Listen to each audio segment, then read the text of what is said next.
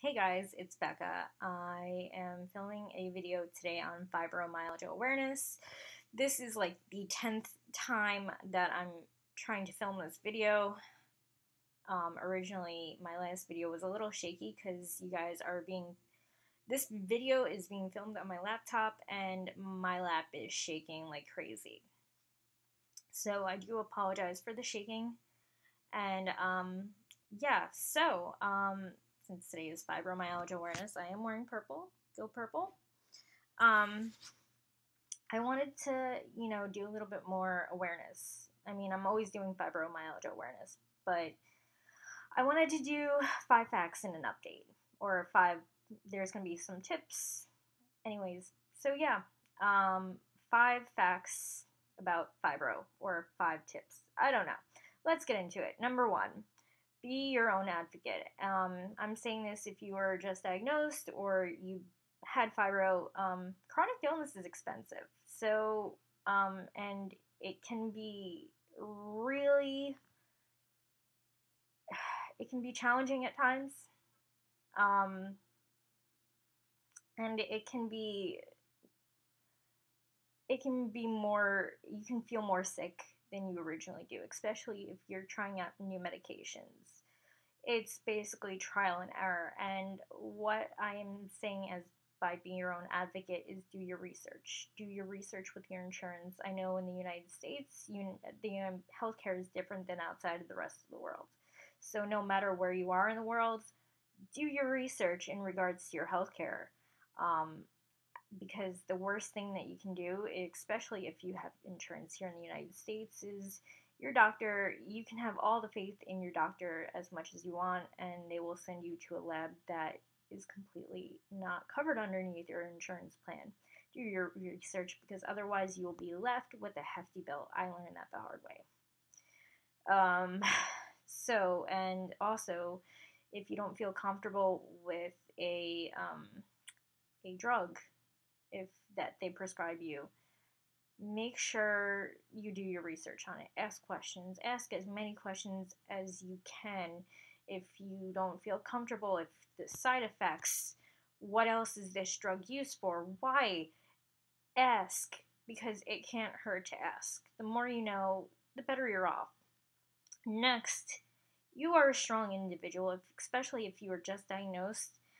Don't let this get you down. There are a lot of people that lead healthy lives. There are people that, make this manageable. And also, if they're supporting somebody with fibromyalgia or chronic illness, the best thing you can do is just support them. Giving them advice like, oh, you need to exercise more, actually help, or you need to, I can't talk. If you're, somebody with if you're supporting somebody with a chronic illness and you say, oh, you sleep too much, or, oh, you need to exercise more, you don't know their body as well as the individual themselves knows. And this leads me to my next tip. Don't feel guilty for taking rest for yourself, sleeping if you have to, take a nap. Um, you know, I from my personal experience, I've been having a very extremely busy life lately. And if I could take time to sleep all day, I'm sure that would help me with a little bit of my flares. I know it probably won't help much compared to the rest of you guys, because I have a little bit, I have fibromyalgia, but my update will also tell you that I have new chronic illness. So, but yeah, don't feel guilty. Like, even on days that I'm super busy, I always make time to give myself a break, especially if I'm working too much or I'm doing, if I'm just actively out and about. I try to take a nap. And that's the best thing you can do for yourself. Take naps if you have to, if you don't have time to rest the entire day. You shouldn't feel guilty. You need to take care of yourself, otherwise your body is going to get worse. Like I said, you can have a normal, healthy life. You can have, or at least, you can maintain a somewhat normal, healthy life. But if you keep running yourself rugged, it's not going to work. It's going to make your chronic illness worse. Next, this is a fun fact for people with fibromyalgia and also people that don't know what fibromyalgia is. By the way, I will be linking the fibromyalgia website down to give you a little bit more facts in case you are wondering exactly what it is. This is just one fact.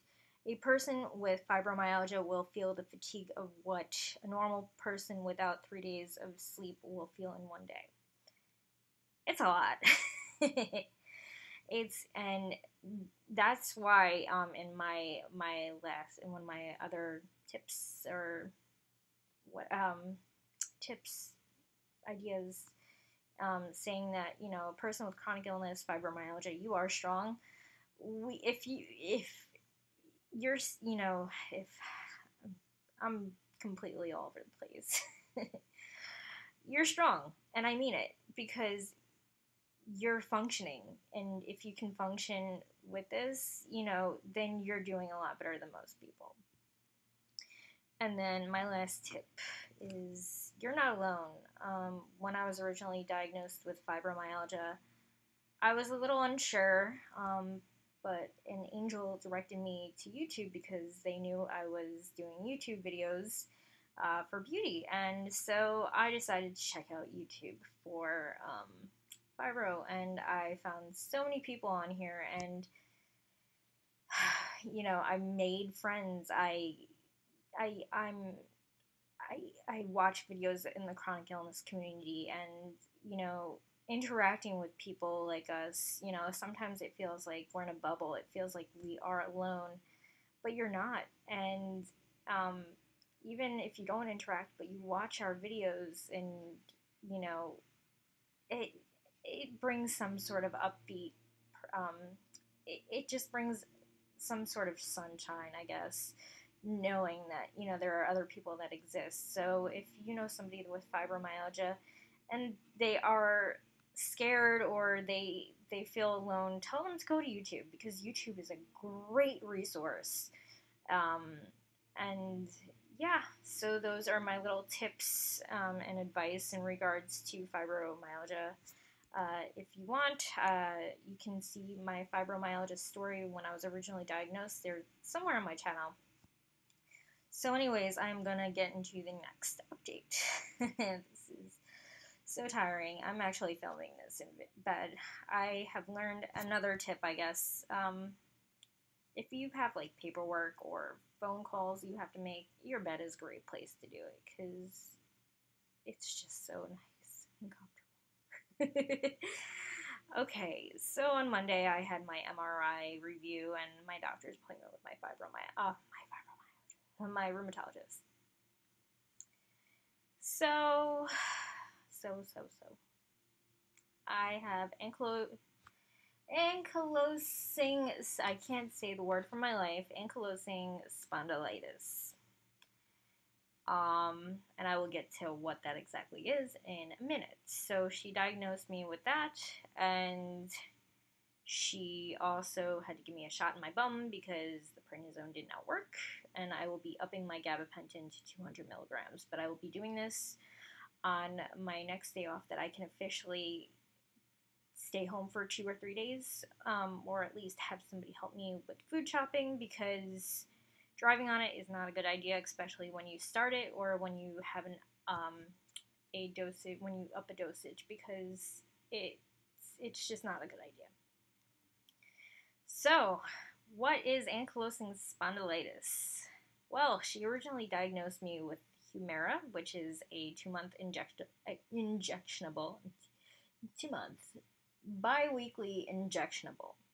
And she also had a nurse ambassador come to my house. I was completely in shock when I was diagnosed with this, but the nurse ambassador answered my questions. And so, ankylosing spondylitis is inflammation of the major joints. Pretty much your body thinks that it's fighting an infection when it's really not, and that's why the inflammation occurs. And the inflammation actually eats away your bone or your joint. And through this time, it can cause joint damage, which can, at some point, you'll need surgery if you don't get it under control. Now, what Humira does is it prevents any further inflammation, but it does not, and it prevents further damage, but it doesn't fix the damage that's already done. Now, usually, so tired. Humira is usually prescribed for people with moderate to severe cases of ankylosing spondylitis. It's a very painful disease. It is autoimmune, and there are major side effects to it. It can compromise your immune system, which means if you have a crappy immune system, you can possibly get worse off, and I'm always fighting something. So the nurse ambassador is awesome because she helps explain to me the insurance part of it, because it is a $4,000 medication per month. But she helps me explain how my insurance covers it, and they also offer a discount program. So it makes it more affordable to me. And from what I gather, from my understanding, Humira is still kind of it's been approved for these conditions. It's also approved for Crohn's, but it seems like it's still more of a they're still seeing how it affects patients, and that's why there are nurse ambassadors for this. And I'm very lucky because my nurse ambassador, all she did yesterday was come over and ask questions. Now, as soon ask questions, she explained to me about Humira. She asked about my condition. She got to know more about me as I got to know more about the condition. She was a very sweet person, by the way. I'm very lucky to have her. She will be with me. She will be calling me the day before she comes to my home next time, because next time I will be taking my injection. She will be with me to show me how to give myself the injection, which I have to give myself in, I have to rotate it between my hips as well as my abdomen. And then she will also be calling me the day after to see how I'm feeling, and if I have any questions or any concerns, I have to call her, and I also have to call my doctor.